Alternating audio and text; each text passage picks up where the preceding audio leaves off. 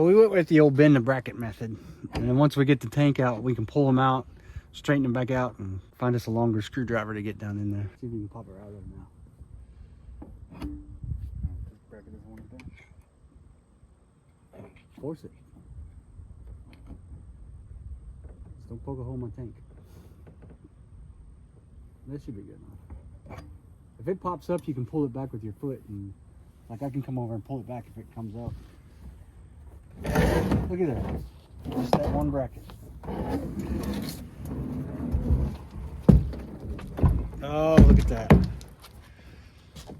Look at that mess. Why'd you get that tank out and see the rest of it?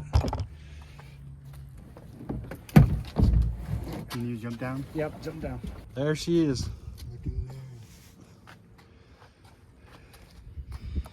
there.